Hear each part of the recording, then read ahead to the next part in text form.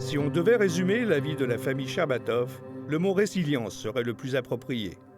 Les parents ont fui l'antisémitisme en Russie, la guerre en Israël, pour enfin trouver un havre de paix au Canada, il y a 30 ans maintenant.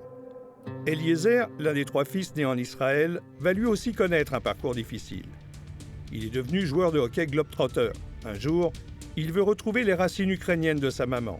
Il décide d'aller jouer pour l'équipe de Mariupol, sans se douter qu'une guerre allait éclater. On se prépare pour les playoffs, puis un beau jour, on entend les bombardements directement juste à l'extérieur de ma chambre d'hôtel.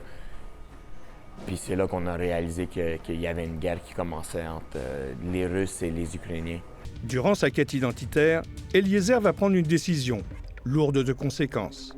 J'ai décidé d'aller jouer à la ville de Auschwitz, où est le camp de concentration de Auschwitz. Puis c'était une décision qui a amené à beaucoup de critiques. Moi, je trouve encore à ce jour que c'est la bonne décision que j'ai prise de revenir, de montrer aux gens que tout le monde peut vivre ensemble. Que tu sois de n'importe quelle religion, maintenant en 2023, je veux dire, se diviser en religion ou en couleur de notre peau ou quoi que ce soit, pour moi, ça n'a plus de sens, surtout après avoir un peu frôlé la mort. Aujourd'hui, Eliezer est entraîneur au gymnase familial à Laval. Comme il le dit lui-même, on est les Nations Unies ici, on a même des entraîneurs musulmans.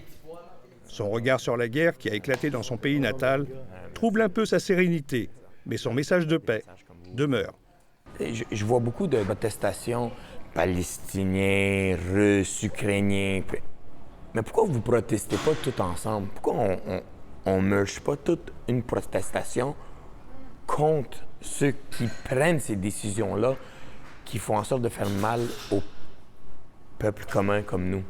Arrêtons la guerre ensemble. Avant de retourner à ses entraînements, il a expliqué ce que veut dire son prénom, Eliezer. En hébreu, ça veut dire le bon Dieu et l'aide.